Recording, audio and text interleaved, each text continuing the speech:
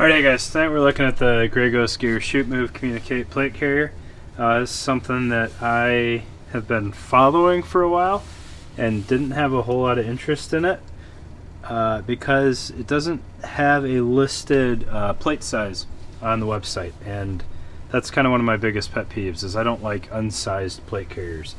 However, Black Friday I hit up Grey Ghost and I asked them what size is it built for. They said 10 by 12. I said, all right, I'm sold. And they said it'll swell to fit a large plate. However, I don't have any, so I'll just believe them on that. All right, so these things are $302 list price, which is kind of a premium for a Grey Ghost product, being that they're not made in the US. However, they are essentially tactical tailor, so I would not lump it into the Chinese product category. All right. So looking at the basic features on this thing, it has rock buckles as opposed to tubes, and I had never played with rock buckles before. I will say I'm not a fan. They're not nearly as intuitive as tubes. However, they work fine, and once you get used to them, they serve the same purpose. It's just a little different the way they pop. They don't slide up and down the same way the tubes do. It takes a little bit more work to line it up because you kind of just go straight in, and then there's only about a half inch of movement there. Right, so SPC tubes mod, this might be the way to go, but that's neither here nor there. Right? If you look at the website, they have this goofy 6x6 Velcro piece that looks like it's mouse clipped on as a way to retain placards, and that was a pretty big turnoff for me. And then I was pleasantly surprised when I got it, and it is sewn all the way across Velcro. So it is placard compatible right out of the box, which is a pretty big win. All right. You can see it's got the laser cut webbing vertically, so you can mount your surface mount buckles there, which is the best way to go for placards. However, I have not thrown one on here, so I don't know if it rides high or low. I don't particularly care because it's got the appropriate webbing and it's got Velcro, which is all you need. All right. And then laser cut MOLLE all the way up and down. There is MOLLE under the Velcro. It's just kind of tough to see. So you can run traditional pouches on the front if you want, or placards. All right. And then the MOLLE webbing continues all the way up to the top. And then you've got a basically 3x6 field of Velcro up there. They've also incorporated not a true admin pocket, but this little pocket here, access from both sides, and it ends right down here on the 5th row of MOLLE, so it's it's a usable like 4 inches deep, and that would be pretty good for routing comms cables. If you've got your push to talk clipped up here, you can tuck your pigtails in there, or your hydration tube or whatever. They say you can fit a beanie and gloves in there. I don't know if I would go that far, but it's there, and you've got that available. It has a rock buckle on the shoulder strap, which is reversible. It shipped on the left side. I already moved it over to the right. And then I don't know if this was intentional or not, but I found a second rock buckle in the vest in one of the side pockets here. So in theory, you could have a rock buckle on both shoulders if you wanted. All right. I will say they put a lot of work into trying to make these shoulder straps more comfortable and better, and I don't want to hit them too hard, but I'm not a small guy, and I had to take all of the slack out of here that I could to try to get my plates high enough. So if you were skin and bones, I don't know if you could physically get your plates high enough between the rock buckle and the way that both ends are padded. You really can't push past that much more without getting really bulky with like 2 layers of foam on top of each other. And I think you would have to ditch the rock buckle so that you could take all of the slack out of here. That's not a huge loss. I don't typically have quick release shoulders anyways. It's just something to keep in mind. If you want quick release shoulders, about a 40-inch chest is probably as small as you should go. All right, looking at the cummerbund here, it is a skeletal style cummerbund. There's no structure to it. If you're used to that, be prepared. And then it has a mesh pocket towards the front here with the top opening. I got real excited thinking it was built-in side plate pockets, and it even lines up right that you would think a side plate would fit in there, but it does not open wide enough for even an MSAP plate to get in there, and it's definitely not tall enough, but you could work around that if you had to. So it is not a side plate pocket, but it does have usable MOLLE on the inside of the cummerbund, so you could absolutely put a plate pocket internal if that's something that you like. All right. Looking at the inside of this thing, once I get it opened up here. All right, they have a mesh center on this thing, and then some foam padding along the sides. I don't know, in all honesty, if I've ever had a foam lined plate carrier. I'm trying to think off the top of my head, and I don't know that I have. Trying it on, I don't know if I'm a huge fan of it. I know a lot of people really like it. It just felt like the plates were sitting a little bit further away from my chest than I like, but it's definitely something that I could get used to, and I'm going to hang on to this thing and keep using it and see if any issues come up down the road. All right. Moving on to the back, you have full laser cut MOLLE all the way down. You've got a drag handle here that velcros down so it stays out of the way. I don't put a whole lot of stock in the drag handles on vests being worth anything.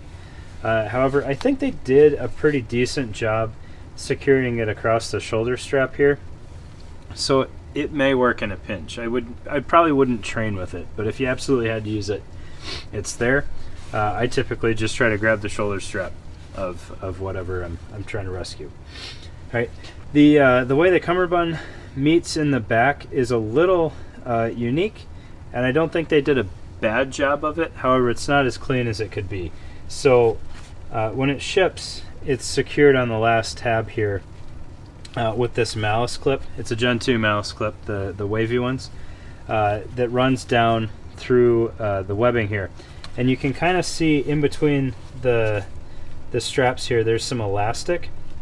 So even though you have rigid cummerbund mounted to rigid malice clip, there's still some give. You can see that move in there. All right, so it does have some stretch, not enough to kind of muscle over a heavier layer if you need to, but enough that you can breathe and it's going to expand with you. However, they didn't really include a way to police any excess cummerbund. Luckily, I only have 2 leftover loops on this, and I was able to tuck that kind of back onto itself fairly cleanly by going back into that little groove there. I think if they ever revise this, it would be a better setup if these malice clips were over a column or even 2 with the elastic there, so you could secure it here, and then you've got more room to try to tidy up what's left over. Also, it would give you more expansion, because again, I'm a fairly normal sized person and I've only got 3 inches of adjustment on both sides left, so it's kind of at the peak of what it could be already. You can see the shoulder straps secure coming back towards the back. Now, Grey Ghost doesn't have anything that uses that to its advantage. However, it does leave open the possibility of securing a tab with a buckle for mounting like an adapt pack or something like that a little bit more easily than stuff like the JPC and a lot of other things where the back is on top of the front strap. So just a little maybe useful thing there. Nothing crazy though. All right, and then the plate pockets themselves, I like the way they did the plate pockets. So they say that it'll fit a large plate, and I have no reason not to believe them. But the way they did that was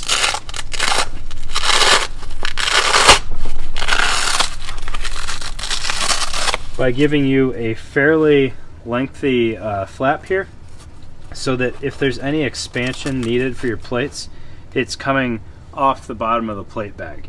And the reason why that matters is I've had some one-size-fits-all plate carriers before, and if you had a smaller plate, it would push it higher into the pocket. If you had a larger plate, it would just come down to the bottom of the pocket. So this last row of moly with a smaller plate or a not extra large plate would get a little sloppy, and it wouldn't really have any structure behind it, which, if you have mag pouches, may or may not cause issues with the whole pouch trying to move on you when you're drawing your magazines. Right? So that is kind of it on the plate carrier itself. Now I want to take a moment and talk about the back panels. So I already did a video on the 1 to 3 day pack panel, which I'm a big fan of. It's a little niche in its usage, but I think it's well done. Oh, I also want to talk about, so there's no way to, there's no easy way to run radios internal the way they have the rock buckles on here, but that was a known issue with tubes, and I just wanted to point out, sorry for that little glitch there, I ran out of phone storage. So what I was saying is I just want to point out that the Axle B-Wing will very easily fit. They gave you a very generous channel here for tubes and whatnot. The Cry Airlight radio pouch will also fit. However, it has a pretty narrow channel, so you can't really move this forward and backward to get your radio off the plate a little bit more. And also, you kind of got to muscle it on there over the rock buckle. Once it's over, it touches the webbing just a little bit. I don't know if that's going to be a concern down the road with the kind of structured Airlight pouch rubbing on this webbing. There's a chance that over time it could kind of start cutting, and I think that if anything fails first, it'll be the vest webbing and not the structured radio pouch. So just something to keep in mind, but both of those options will allow you to run radios internal if that's something that you want to do. Alright, so now that we've covered that, we'll move on to the back panels. Alright, so Grey Ghost has 3 different versions of back panels that have been released so far. They have the 1 to 3 day, they have their straight moly panel here, and then they have their Assaulter's back panel. Alright, they also have different variants of each of these depending on when you get it. I don't know if one's getting phased out or not. You could ask them, I'm not sure, but they have Cordura, which I believe this one is, and then they have laminate, which is the laser cut. It's very apparent which one's which on the moly panel because the laminate does not have actual webbing on it, whereas the Cordura has traditional moly webbing that you can see. Alright, so we'll start out looking at the moly panel here. I am a huge fan of laser cut moly panels because they give you more flexibility in where you mount things. With the webbing, you have to start on the webbing. With the laser cut, I can start a pouch anywhere on here that I want, and it gives you a little bit more freedom in nestling pouches next to each other, or having a larger gap. Maybe if you had some ordnance down here and you wanted a GP pocket up top, it gives you more flexibility in leaving the room that you need to draw the ordnance out of the pouch. All right. It's got the Cry pattern zippers, so it is cross-compatible with Cry stuff. It has a very large Velcro top here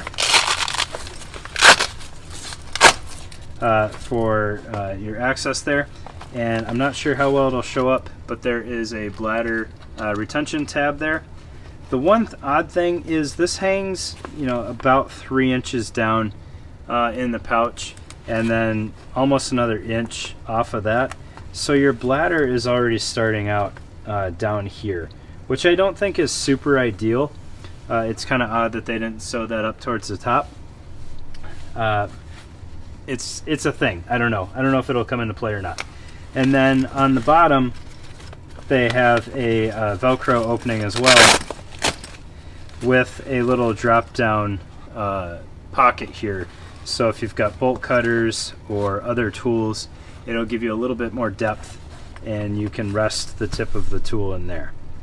The one thing that I'm not crazy about, aside from the fact that the bladder hanger hangs down fairly low, is it's all one pocket inside. And I don't necessarily like the idea of having a bladder right up against something like bolt cutters that have some kind of jagged edges on them. I think even a piece of pack cloth between the two would make me feel better about it. But at the same time, you're probably not running both of those in there together. All right. And then on the back, they have a little bit of MOLLE webbing there just to add some redundancy to the attachment method. I've never had any issues using just the top and the zippers. I usually skip the bottom on a zip-on panel just because at that point you've almost completely MOLLE'd it on anyways, so why have the zippers? All right. So that's the MOLLE panel. Pretty straightforward, no real drama there. Just a couple things to consider. The assaulters panel is very much the same in body construction. So again, you have a Velcro open top with the bladder hanger in the same spot, and then you also have the bottom pass-through with the drop-down pocket. You have a very, very generous GP pocket on here with no organization or anything in there, so I would like even just a tie-down loop or something, but it is what it is. You've got that there, and if you need anything organized in there, you're going to have to get that done aftermarket. All right. It would not at all be a challenge, though, for anybody with any talent to sew some loops or anything to this front face, because it almost clamshells all the way open. You would just have some evidence of stitching on the outside, but who really cares about that? The three top pockets have kind of an interesting construction to them. They have elastic around the top, and that allows them to fit smoke grenades fairly snug. It'll also fit flashbangs a little bit looser, but you have a adjustable top here. It's velcroed onto the back and then retained by this little loop here, so you can adjust the height, and it's kind of as long as I would want it right now, and it will very easily secure over an M4 mag. If you were trying to retain something shorter like the smoke or thermite or whatever, you might have to kind of double up on the bottom there, because there's not a whole lot of room in this pouch to move the flap up and down. Also, if you really wanted to, you could use this little tab to retain the spoon on your ordnance, so that's a possibility there.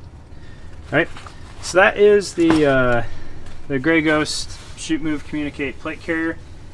Overall, I'm fairly impressed. I think they put a lot of thought into it, and they did a lot of good things on here. It's weird how sometimes when companies put a lot of effort that's apparent into their product, how some little things get missed that could have made it much better. Like if these mesh pockets were big enough to fit a side plate, like that would be a pretty big win in my opinion. And then, you know, the shoulder straps not really allowing to really cinch your plate up high enough. This is where I would want my plate right now, but it's not ideal the way the buckle is half into the elastic on both sides there. Just little tiny things, but definitely better than the opinion I had just from looking at their website, and I'm glad that I got it and that I'll try it out. I think on sale this is absolutely a win. Full price, then we're looking at, do I want this or do I want a JPC2? And I think if I had to make that decision, I would probably go with the JPC2. The back panels, I think they're doing good things there, especially since they work with Cry.